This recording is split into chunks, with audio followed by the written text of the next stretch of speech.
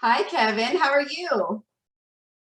I'm doing great. How are you? I'm doing well. Thank you so much for joining me on the SCAR initiative to discuss your story. You have a pretty interesting one. It's very different than any that we have had on before. And so I'd like to give viewers an opportunity to get to know you a little bit. So why don't you go ahead and tell us a little bit about yourself? Well, first off, thank you for having me. It's an honor to be a part of this. And my story is that I'm a cancer survivor. I was born with a rare form of cancer known as a neuroblastoma. It's a pediatric cancer. Hmm. It wasn't detected right away. Nobody knew anything, and it didn't surface up until some short time. I don't know the exact timeline, but after you come home from when you're born, you go home with your family and everything was pretty normal. And well, the word normal I'll use often, but it's not a word I like, unfortunately. Sure. But so came home and, just started a life. And one day my mom went to check on me in my crib and I was not breathing. Mm. I mean, I was blue and purple, so I stopped breathing. So she was able to revive me. She was, panicking. So she went to the urgent care in the hospital, and the doctors told her, he's fine. Nothing's wrong. It's just probably the way he was laying in his crib. You're just nervous. You're worried about nothing. And what year was this, by the way? I was born in 87. Okay, so just to give everybody context, a little bit different in the 80s than it is now with crib sleeping and everything. Well, I was born at the end of 87. I was born 3 days after Christmas. So Wow. Okay. it was the beginning of 88. Gotcha. Okay. So went home and some time passed shortly. I don't know, a couple days or whatever. I stopped breathing again. And same thing. My mom was able to revive me. Went to the same hospital. Doctor gave her the same response. Wow. And so we're in the car and we're driving. She's in the back seat with me because my aunt drove at the time. And in the middle of LA, lovely LA traffic, I stopped breathing again. Oh my gosh. And my mom couldn't revive me. Anything she tried, she couldn't do anything. Nothing worked. So they panicked, and somehow, by the grace of God, they were able to get back to the hospital. My mom rushed in and went up to the doctors and said, "Do you believe me now?" Doctors took me. They were able to revive me. That's when they ran tests, and they found out that there was a tumor the size of an orange compressing against my esophagus and my lungs. Oh my gosh. So ran tests. They found out it was cancer. They had surgery. They opened up my back. And as they were proceeding to remove that tumor, they found another one. And this one was on my spinal cord. So they believed that the second one was originated lower by my tailbone, was traveling up because it was aggressively moving. Oh my gosh. And when they caught the second one, it was about 1/8 of an inch. It was on my brainstem, about 1/8 of an inch away. I would have been brain dead. Holy cow. And that's not very big space, especially you're an infant at this time. You're a little bitty. Yeah, I was like a couple weeks, a month old, or a couple months old at the time, and they opened up my back and they went aggressively. And at that time, the era, surgeries were aggressive, right? So they removed both tumors, and they removed a lot of nerve tissues because that type of cancer, what it does, it attacks your nerve system. It'll angle into your nerves on your spinal cord or wherever. The second one was in my spinal cord, so it attached to my nerves and entangled. So they removed a lot of nerve tissue. There's a lot of damaged nerve tissue. And that's what left me with my posture and the way I walk, and especially my head tilt, because before the age of 1, I went through numerous surgeries and 3 spinal fusions were included. Wow. So tell us a little bit about those fusions. What is fused in you now, and how did that affect your growth? Well, what it was is that the spinal fusion, it affected my, what they call your C3, 4, and 5, so your cervical. Okay. And what it did, they fused into one. Over time, they fused into one, which if doctors were a little more vigilant, paid more attention, my head wouldn't be as tilted far back as it is, but it is what it is. I have limited movement on my neck. As far as I could turn my head. As far as looking down, I'm very limited. Wow. Wow. Yeah. Oh So all that before the age of 1, but the harshest part, the biggest kicker of it all was I could not do chemo until I was 1 because I was too young. Oh my gosh. So that whole time after the surgeries and all that, in those span of a few months, I was pretty much in the dark. They didn't know if I was going to survive one day to the next hour to the next. So we had until I was 1, had chemotherapy at the age of 1, and went into remission and all that, but I wasn't cancer free until I was 6 years old. Oh my gosh.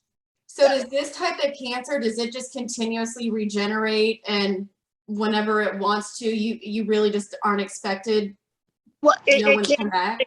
It can in children because it's a pediatric form, but it did come back again in that frame before I was 6. But it just when they were going to go back at it to do another surgery to open up my back again, they went on another MRI and they looked and it was gone. And it's wow. Yeah. It's just a crazy, like, current of events, the way things happen. And in that time frame, there were 2 more children that were born around the same time I was. And they had the same exact cancer I did. Wow. And they were incubated, and my family spent a lot of time at the hospital and spending time with me and all that, not knowing if I was going to make it. And those 2 other children didn't make it. Oh my gosh. So you truly are a miracle. It's what I've been told, but I don't focus on that. I don't want to.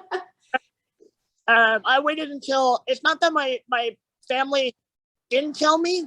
I waited till I was an older age when I wanted to learn about it a little bit as a teenager, but there was just something about when I turned 30, I sat with my mom and I'm like, I know you told me a lot, but I want to know all. And that's when I learned some things I didn't know, because it was hard. It's still hard for her to talk about. And unfortunately my dad's no longer here. He passed away 10 years ago, but it was hard. I can only imagine how hard it is for them to, dealing with a child. It's just crazy. Is there any sort of understanding now of how this kind of cancer develops, especially in children? Well, the way that this cancer formed, it was I was informed that my mom had some form of a tumor, but it was not cancerous, and she was pregnant with me at the time. Oh wow. They said that not that this is what causes neuroblastoma. This is just some weird. It's just how this happened to me. Well, not happened to me. How this occurred. They said that if my mom would have had another daughter, the tumor, she would have kept the tumor, and that she would have possibly developed cancer. But at a son, I took it from her, and it developed cancer in me, from what I was told. Oh my gosh. My mom would sometimes, break down and think about it or talk about it. And still to this day, and I tell her, I'm like, it's okay. I'm here. I'm happy with the life I have. I'm content. Yeah, there were hard times. There were dark times. And my childhood was very, it's not that I was sheltered from it. I didn't know like when I saw myself, oh, I have a walker. Oh, okay, whatever. Mm-hmm. Oh, I have a wheelchair, whatever. Crutches, you name it, braces. It wasn't, I did not know that I had a disability until society made me realize it. And that was not until I was becoming an adult. At what age did you feel like you recognized a difference? Honestly, I want to say probably around high school. That's a rough time. Wow. And there were times that I was picked on as a kid and junior high and all that, but you know, I don't know. It never truly affected me until I became an adult. Because when like the perfect example I love to use is when I was applying for my driver's license, and driving instructor wouldn't go with me. You know, no, you need special equipment in your vehicle. And I'm like, hey, dude, I can drive any car, any one of these cars on the lot. And we brought my mom's SUV. You and I are going. Yeah. And he wouldn't go. I said, are you discriminating against me? Because that's bullshit. We're this is not going to happen. Right. So my mom's like, don't push him. He'll prove you wrong. He does that very well. So we went in the car. I did everything he wanted. Come back. My mom's like, how did it go? Mom's like, he was quiet. He didn't say a damn word. So I was came back in. He came in, had the clipboard up in the air. He goes, I'm not questioning this young man ever again. Here's your license. Oh my gosh. It's just like you get that little thrill at proving someone or something wrong. And it's not that I do it for attention. It's the reason why I push myself a lot is internally for me. Yeah. Granted, I do overdo it sometimes, 100%, but that's how I've been my whole life. And I still want to push myself. There's things I'm going to be doing upcoming that I'm pushing myself, and I'm loving it. That's amazing. That is such a good perspective to have. It's a healthy perspective to know that there's a lot of things that we can't change. So we can choose how we see it and what we do with that. And I'm just so amazed by your perception of it and just overcoming and not even knowing, not even being aware until you were older either. That's incredible. Yeah, like I said, I was younger. When I was younger, I played sports. Yeah, I didn't have good balance. I fell. Well, I got up. I did win again, you know. I think the thing that's really helped me in development is always having a good, solid core of friends that you surround yourself with, and my family. Without them, I wouldn't be shit. You know, that's the truth. Yeah, absolutely. What sports did you play? Well, it was mostly playing at home. We would play driveway. We played basketball in my driveway. Played some football, but I only did the state. I didn't move much. I was either the catcher, I would pitch, or football. I was quarterback. My ass ain't moving. I throw the ball, no problem. You probably did a lot better than people who are getting paid millions right now, to be honest. You probably could show them up. That was a lot. You know, I understand because with age, mobility it changes for me. Became more dependent on the forearm crutches. Right. When I was younger, I would be able to get around or be on a basketball court or something without any of that. Now it's like a couple steps, and my balance ain't there. It's kind of sad, but it's like I'm like, all right, well, that's the old chapter. That's stuff I used to do. Let's move on to the stuff. You know, that's how I try to look at it. Yeah. And especially the Colorado trip, it's really it's opened up my mind and it's opened up doors. It's just beautiful opportunities and beautiful people I get to. That is a really great segue into the next question was how have these scars impacted you physically or mentally? And we'll get to, I definitely want you to talk about how Kirsty has impacted you too, because I feel like just that connection has transpired the way that you and I both feel about things. I can imagine just what she has done for you. I know what she's done for me. So talk a little bit about how that's helped you in your progression. As far as what do you mean her about her? What how she's helped me? Yeah, how she has helped you, how this the cancer affected you growing up, how it's affected you now as an adult, those sort of things. Okay. Well, as far as the cancer, as growing up, it wasn't much thought in my younger years. But as I gotten older and started to have certain issues with range of mobility and things like that, it really put a damper on my mood. Yeah. And I questioned like my capabilities at a young age. But the one thing that really helped me in my younger years was my father teaching me how to be hands-on. But to learn how to do carpentry, how to work on plumbing or any hands-on stuff, yard work. Like he taught me that. And a lot of people were like, why are you making him do that? Let him rest, let him be. No, he knows how to hold his own.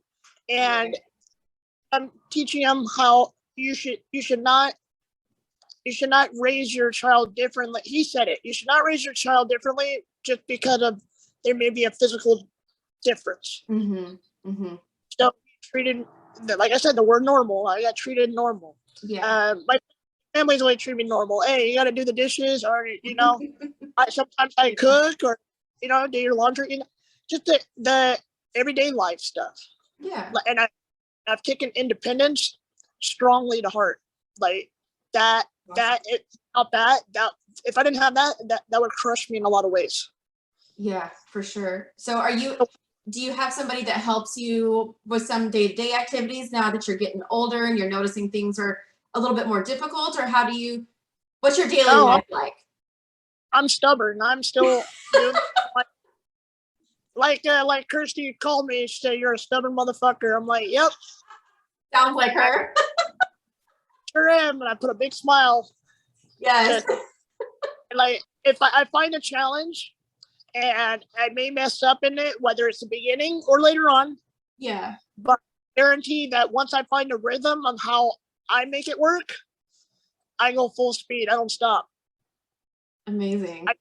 I just go, I have my mindset on something and I'm going to do it. That's, and I love how you're just going to set your mind to whatever it is and not let it stop you. And is that what inspired you to go to Kirsty's clinic and to apply for that? Well, how that came about was what I posted about in my post in the past is that that's the beautiful example of internet connections with people around the world. Because when I came across Kirsty, I was in a dark place. Wow. Some health issues. Come to find out, it was that I developed spinal stenosis. Oh my gosh. Yeah, and that it was in my neck and my cervical spine because of the tilt of my head, that it narrowed out the passage, and over time it narrows. So sometimes if I overexert energy or overdo something, I may feel a little lightheaded, or my nerves may feel a little tingly in my arms or leg extremities. So sometimes it's like a little warning light, like, hey, you got to take it down a notch. Gotcha. But that just comes with a development that came along because of everything I've been through. Yeah. So at that time, I did not have the diagnosis yet. And I was, starting to question. I'm like, is this kind of the end of the road of my independence? Is this where I have to stop? And I thought about losing my ability to drive. I thought about it all. And I was getting depressed. So in that time frame, you go on Instagram and you go on that story feed, and I looked at stuff like I wanted to laugh at jokes, whether it's dad jokes or something. I wanted to see something funny. And one of the first things I found was a picture of her doing deadlifts. It caught my attention, and I'm like, wait, what? So I clicked it, and I'm like, damn, look at her with a prosthetic. She's doing it. Yeah. She's not letting me her back. And then I clicked on her page. Then I started to read up about her, and then I watched, videos about her, and I became a fan instantly. Oh.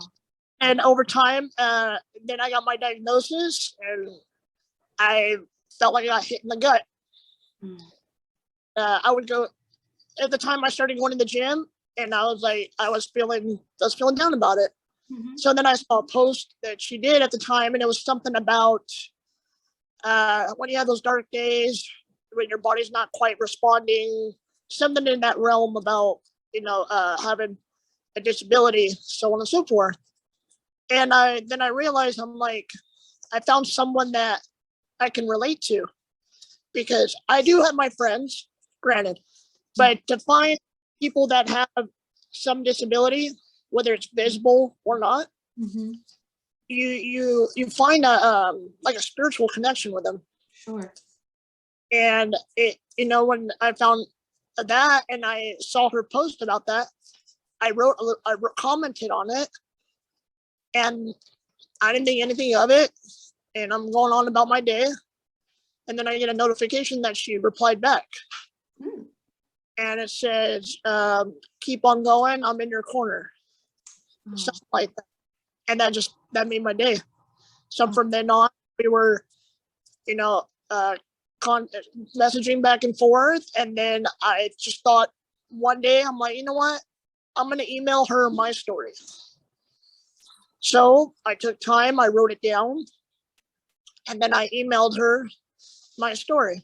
Mm-hmm. And then one night, I got an email back saying that she's read my story, read my email, and that she's saying that I inspire her, and for me to keep on going and to know that I have a friend from afar, and that she's in my corner.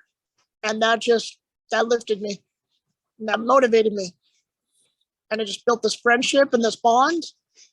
Fast forward to about a month or so after that email, we got to meet for the first time at SEMA. And we built that friendship since. And then in last summer, the 2020, I was in Utah camp, staying in a cabin of a friend of mine's. And when we started experiencing hiking, I fell in love with hiking.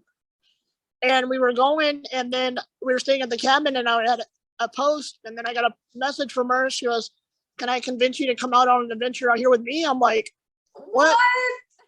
I'm like, I'm down. You say when, I'm in.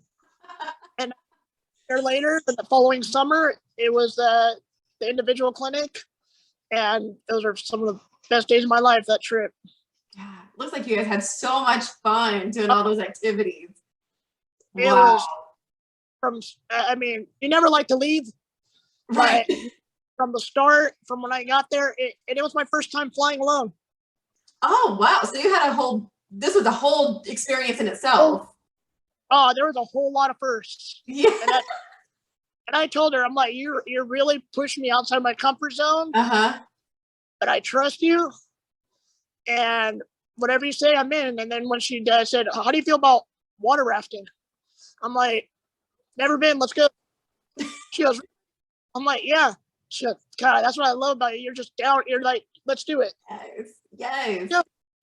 And that whole trip was just from the side by sides to just a conversation with people and meeting people and just everything. And in the environment, I fell in love with it. God, it just seems like that's what you really needed for your soul, for your mind, your body. It was a trip that it came at the perfect time, and neither one of you really, it seemed like, probably knew how it was going to impact you. Those days. And she told me after that she was really nervous, and I'm like, I knew you were. She didn't say anything. I'm like, nah, I played through it. I'm like, it's all good. I like a little bit.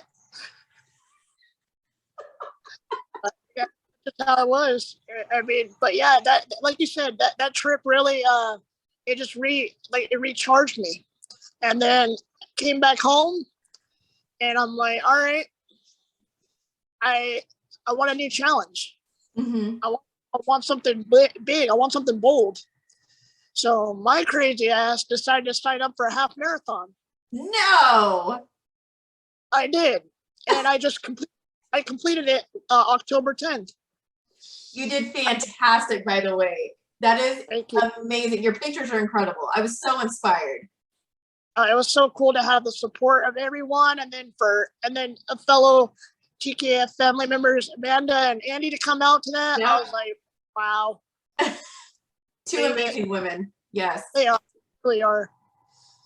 So Oh my gosh. that was a hell of an experience to finish. How long did it take for you to run you said it was a half marathon? Yeah. 5 hours and 47 minutes. Amazing. Amazing. Best. I thought I was gonna pass out. I'm like, okay, they just announced my time. I'm like, so this is probably when everything's gonna go white and you're gonna pass out. Okay. And then I sat in a wheelchair and they're like, how do you feel? I'm like, a little woozy. I'm laughing because they just said my time is 5 hours and 47. No, it is. I'm like, okay, let's go eat. Maybe I'll hear better after. Right. You guys are, there's no way. What was your expectation? What did you think you were maybe going to finish at? I was being generous at 7 hours. Okay. Wow. I am. Be the 6 hour mark, and then after 6 hours, they don't time it, or they don't, you know what I mean? They don't break down the set, but they start to unwind. Gotcha. And, when I hit that last quarter mile, and I saw everybody at the finish line and yelling and all that, and I heard the announcer, and I'm like, why are people still here? Isn't it like 7 hours in? I didn't know. And so then I'm passing by the clock. I'm like, oh my God, I'm gonna pass out because that clock's broken. Like, don't fall right now. Do not fall on your face. Right. And I crossed the line, and yeah, like I said earlier, I was like, there's no freaking way. How many people were at the finish line just cheering you on? It was going crazy. What was the number had to be in the thousands. Whoa. Like, cause there were all people that they were already partying and celebrating because they finished the marathon. Right. I was one of the last ones for the half. So I was the last. Yeah. But they all, for whatever reason, they waited, and then my friends that signed up for it, they were waiting for it. They got a little tipsy, but they were celebrating before I showed up, which that's good friends. Yeah, that's a great friend right there. Some good friends, yeah. So I pulling up to the finish line, and I hear my name being yelled, and I look over to the side and I see my friends. They're drinking beers, and I'm like, yep, they're a little gone already. They're getting the party started before me. Yeah. And just crossing that finish line, and just the feeling of crossing that finish line and hearing those people cheering and then getting that medal, I started to tear up. Good thing I was wearing sunglasses because some of my boys would call me some names. So they didn't need to see that, but they saw, because they can call me out on it now, but on that day they were crying too. Yes, of course. That's a really emotional situation. I mean, good Lord, look what you have accomplished. And so what have you set your mind to next? Since you did your half marathon, what are you thinking? I signed up. It was supposed to be on 9/11. I signed up for the hike at Mount Baldy for the Heroes Project. Okay. A 6.5 mile charity hike for veterans and to support veterans. And I told them I'm in. That's so amazing. I've got to know some more veterans. I've gotten to know more, and through MVPs because of Andy and Christian on them. And another good friend of mine is David. He's part MVP, and then Dustin, and to name them all, to name a few. But they asked me, are you going to go to it? And I'm like, yeah, I signed up for it a while ago because it was postponed. They're like, all right, would love to see you there. I'm like, I'm in, because we ended up going on a little hike on 9/11. We went to the observatory, and I got to meet more veterans there. And that's when we were talking about it. They're like, do you know about November 13th? I said, yeah, I signed up for it almost right after my Colorado trip. So I have that coming up. Amazing. So do you feel like that meeting with Kirsty was kind of your segue into this is really where you feel the most comfortable, or this is where you feel you have found healing for yourself, was through outdoor sports? It has. And with her, I've learned to embrace my scars and know that they tell stories. Yeah, you can't see them because, I wear shirts and everything. But the one you can see on my right arm, you can see that one if I wear a short sleeve, but they tell stories. They do.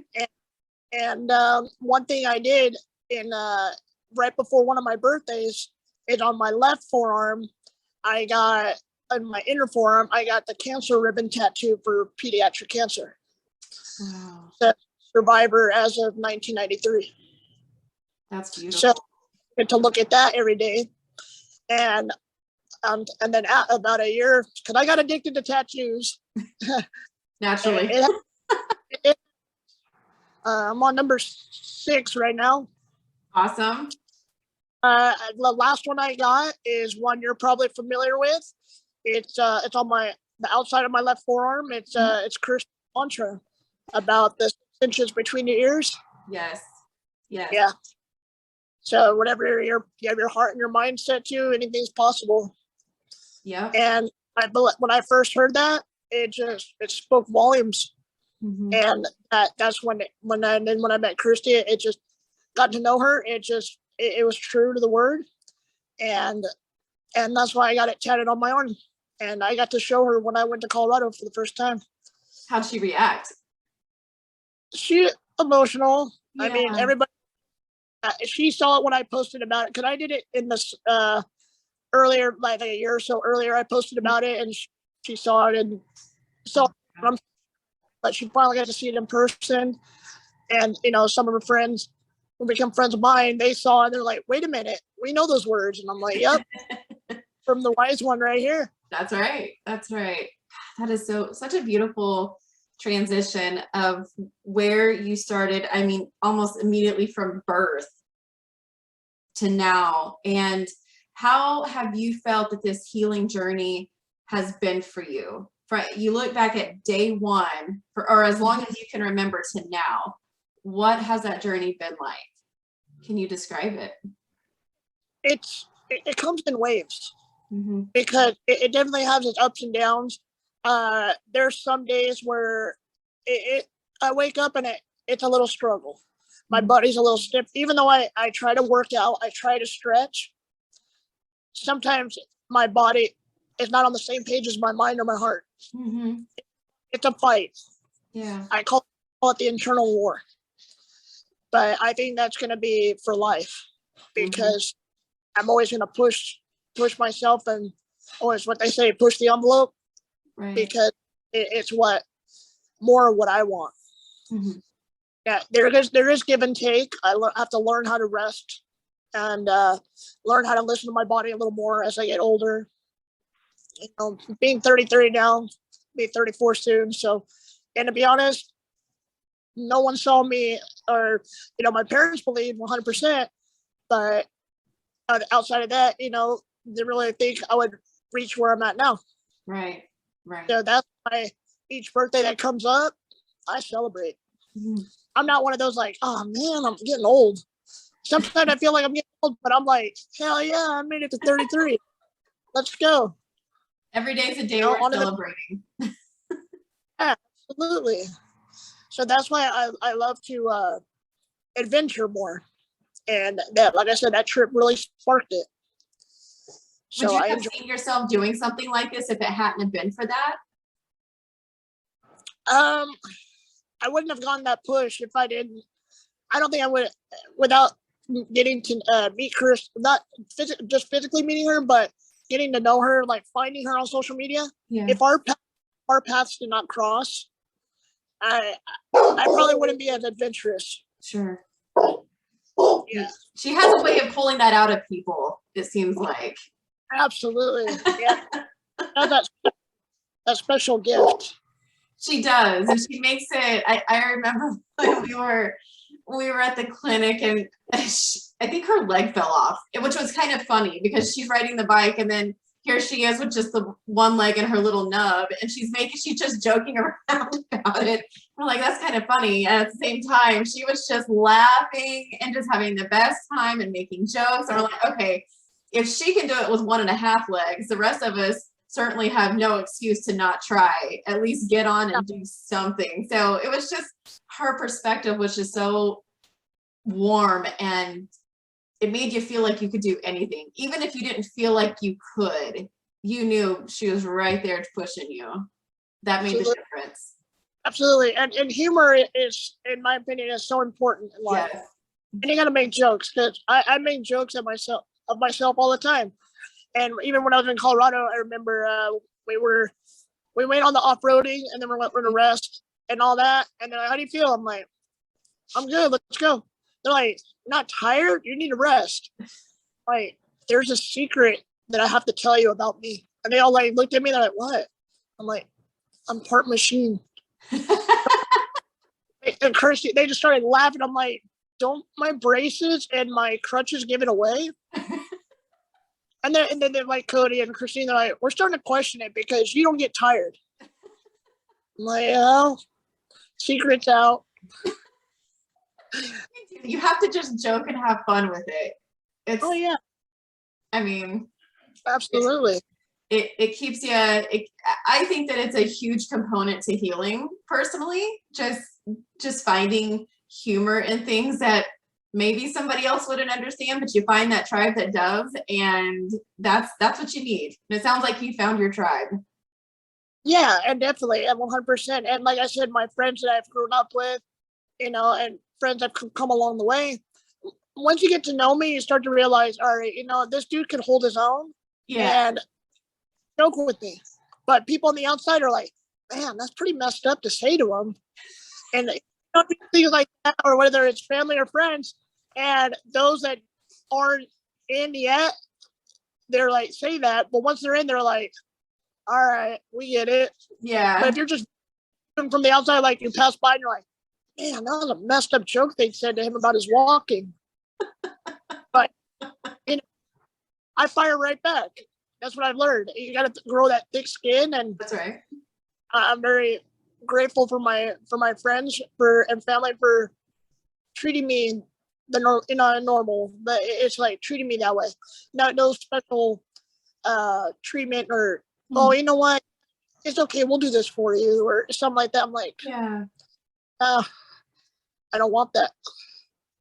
It's not helpful. It's not helpful because it's not giving you a chance to be who you were created to be. I mean, all of us have something that we're here for. You're here for a particular reason. So let you be you and do you the way that you know how. Nobody can do that better than you. I just try my imprint on the world. That's all I'm trying to do. Oh, that's awesome. I know that somebody's gonna, many people I know are gonna hear your story and just think, good Lord, it's things like this that get me, that makes me feel good knowing that I take so much from you and the stories that you share and the pictures that you post. I just love that. I love being able to follow you and your journey. What would you want somebody to take away? What message do you have, or what would you want them to know from the story that you have? Don't exclude yourself because you have a difference. Just if your heart's in it, your mind's in it, and you have the support, freaking do it. Go for it. No, I mean, life's short because I tell a lot of people, and I just tell them living on borrowed time. Mm-hmm. I feel that more because of everything that I've gone through, and as I've gotten older, I just have that gut feeling, not in a morbid way. I mean, even though it sounds like it, but it's just like time's limited. Yeah. Now, after all I've been through with my health and everything, yeah, that I'm sure that's taken years off my life, but only God knows. I mean, but you don't have the definitive answer. But I don't want to in any way waste it, what I'm given. And I want to enjoy. So that's what I've been doing and want to proceed here on out, because I always joke around also and say that that's not what took my life. It's probably going to be something stupid, like a butterfly lands on my shoulder and I fall and hit my head. There goes Kevin. I mean, something stupid. I always joke around, want to say that. The irony of life, pretty much. Right? Some stupid shit that happened, jokingly. But yeah, you know, but if I always tell myself, if you're to go to tomorrow, are you content? And I've been able to say that since, that I'm content. Because for a long time, growing up and, you know, your high school years and all that, you get stuck in this society image, fixated where, all right, you're gonna go to college, you're gonna get, you know, you're gonna have your career, you're gonna meet someone, you're gonna have your family. And I was fixated on that, even in college and all that. And when I graduated and everything, and how life took its role where I feel that I'm supposed to be, it took me on a different path. I was kind of bummed. I'm like, I don't have those things.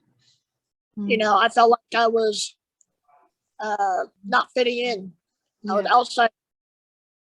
But I just I sat back and I reevaluated and looked at it, and damn glad I did, and see where it brought me to, because I strongly believe that people are brought in your life for certain times, for certain reasons, and paths are meant to be crossed when they're supposed to.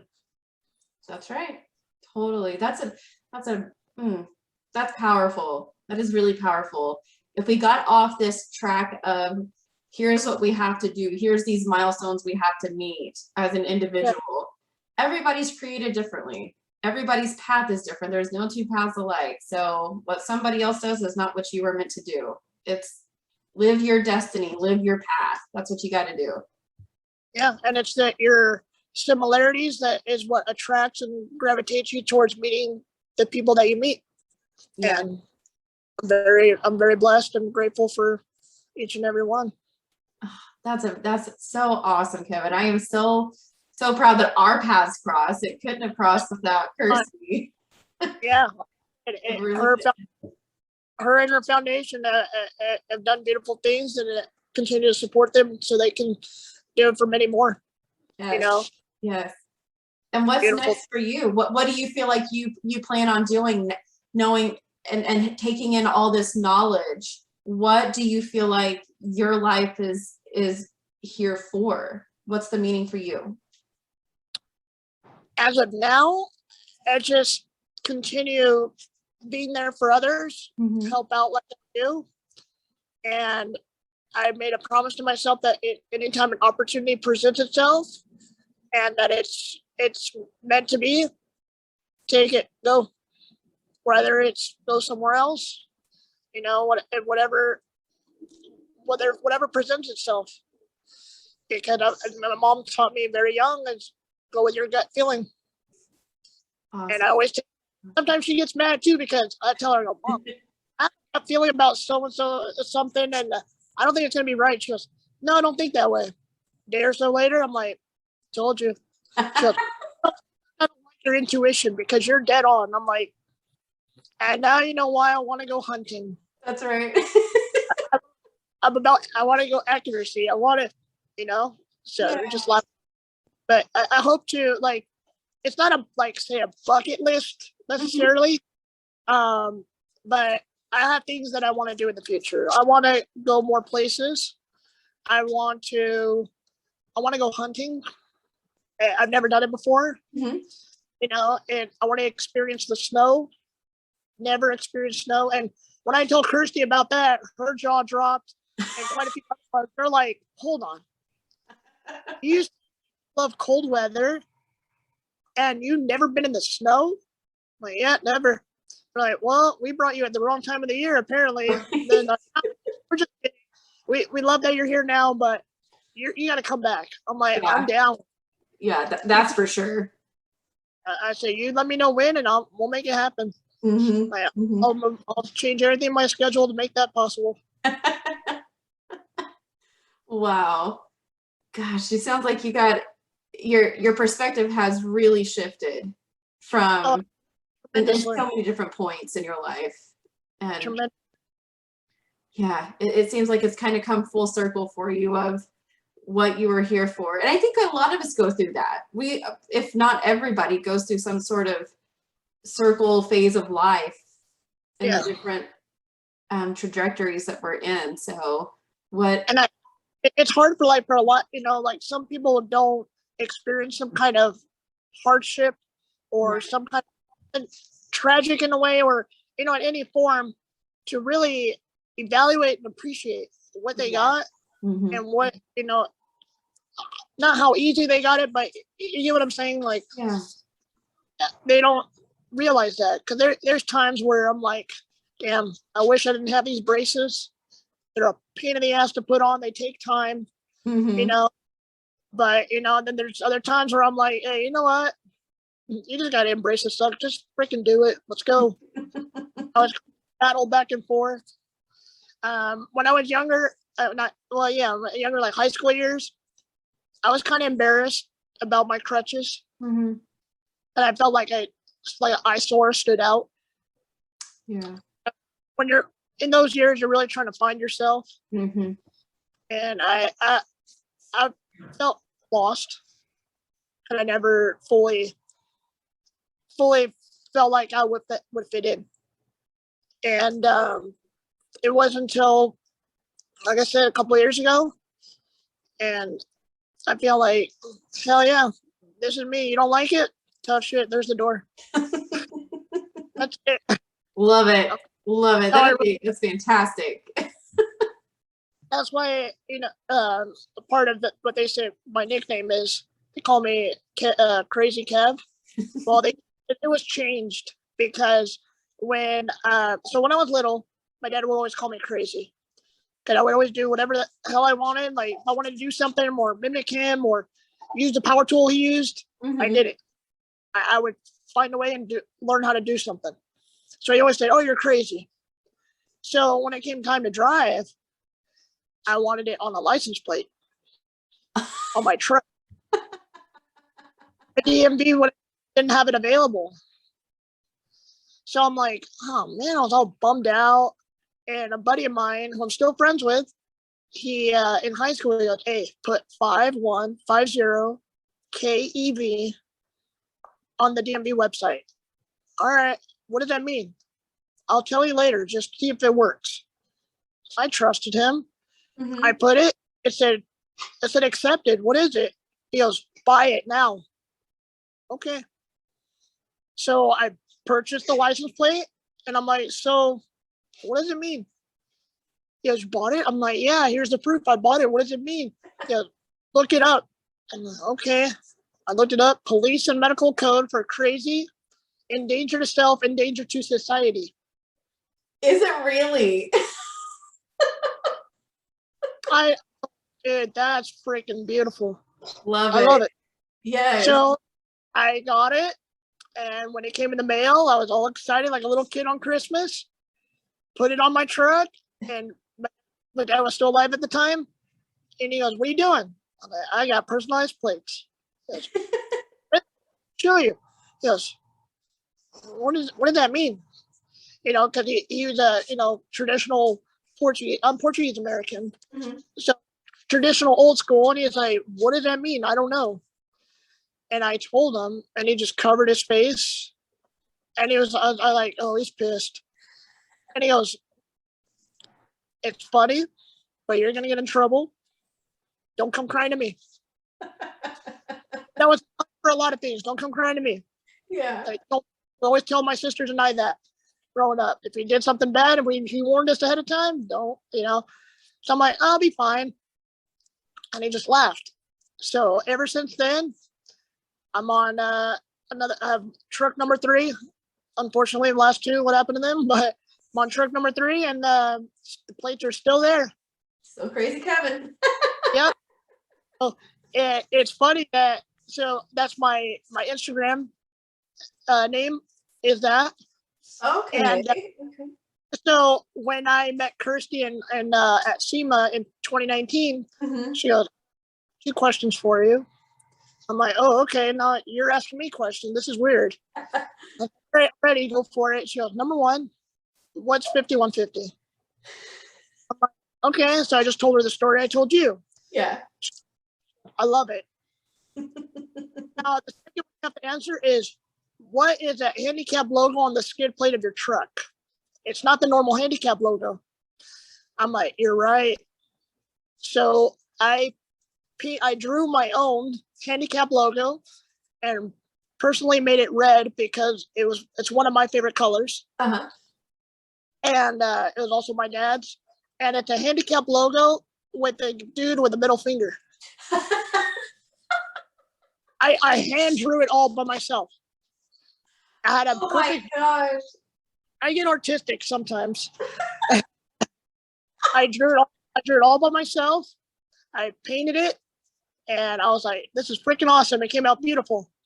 So it's on my truck, and I posted about it a long time ago. And when I first did it, and people were like, "Yep, that's you." Now, what does it mean? I go, "What it is simply F you to all those that think there's a stereotype where just because you have a disability means, oh, you have a minivan or you have to have a vehicle with driving equipment because you are disabled, no matter what. There's no. So in other words, F you for all those that think there should be restrictions. Don't limit. So that's my view on that. And it's been on my truck.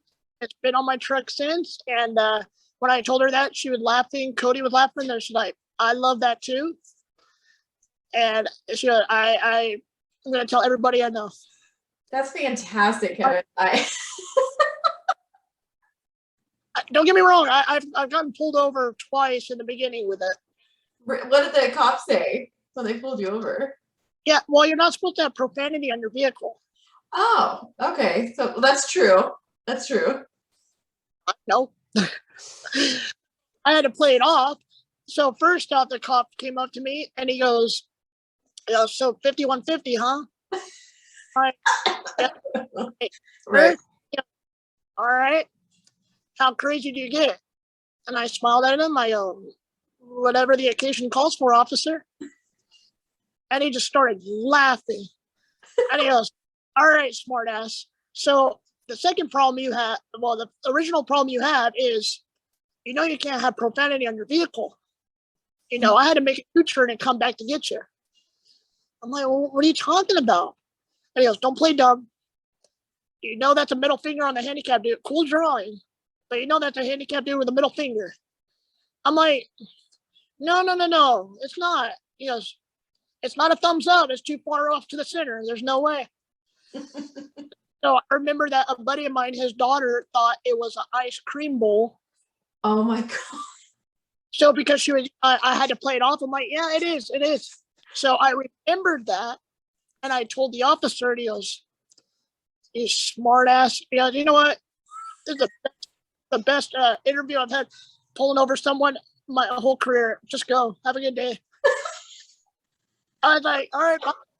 And I haven't seen him in a while, but because I live in a small town. Yeah. But officer, he would drive by and I go, and he would just roll his eyes at me or just like this, like wave me off every time. Oh my gosh, that's awesome. See, So, he probably changed his entire career in the way that he perceives anything. I mean, you can't take anything for surface value. You got to just talk to the person and get to know them and see this is what it means to them. It doesn't mean what you think it means. Yeah.